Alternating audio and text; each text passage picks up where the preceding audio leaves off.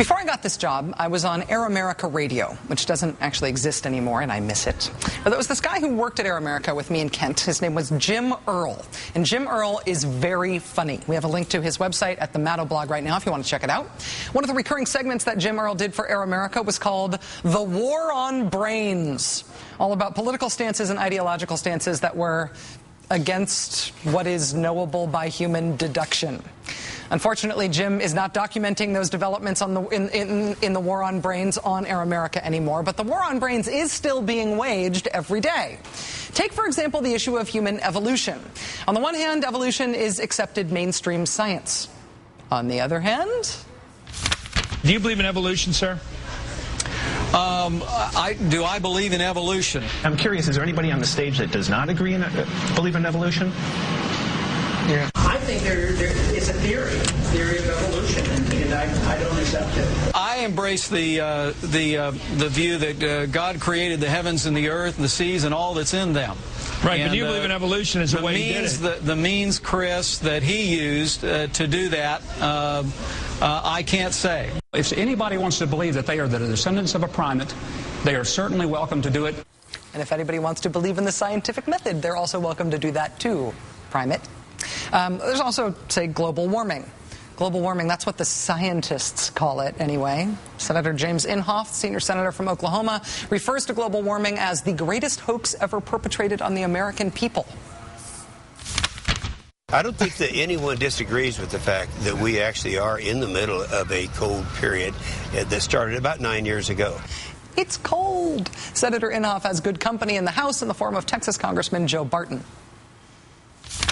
Carbon dioxide is not a pollutant in any normal definition of the term. It's not hazardous to health. It's naturally occurring. I'm creating it as I talk to you. It's in your Coca-Cola, your Dr. Pepper, your Perrier water. Evolution's not true, global warming is a myth, and carbon dioxide emissions are in your Perrier and therefore harmless. But the war on brains isn't just for science. It also applies to history. Sharon Engel, the Republican nominee for Senate from Nevada, recently debated the Las Vegas Sun's John Ralston about whether or not the separation of church and state is an actual thing that's in our Constitution. It was not a debate about if it's a good idea. It was a debate about whether it is indisputably written down on a document that you can go and look at and read for yourself. What about separation of church and state? You know, that is in the Constitution. The Founding Fathers believed in that. And you know what? Back in 1995, when you were on the Nye County School Board, you came to the legislature testifying a school choice bill. And here is what the minutes say. You said, the bill is exclusionary of many private religious schools, and Ms. Engel believed that to be an un-American concept, and the tenet of the separation of church and state is an unconstitutional doctrine. The separation of church and state arises out of the Constitution. No, it doesn't. Oh, the Founding Fathers didn't believe in the separation of church and state? The Establishment Clause, the First Amendment? Actually, Thomas Jefferson has been misquoted like I've been misquoted out of context. Me and Tom. If that sounded like the most easily disprovable, winnable by brains battle in the war on brains, you will be delighted to learn about the newest front that has just opened up in this war. It is against Albert Einstein and his theory of relativity, the one about energy and the speed of light. You know, E equals mc squared? I'm not kidding. The folks at Talking Points Memo this week flagged this assault on physics, taking note of the apparent contributions by Andrew Schlafly, the son of famed anti-women's rights conservative activist Phyllis Schlafly.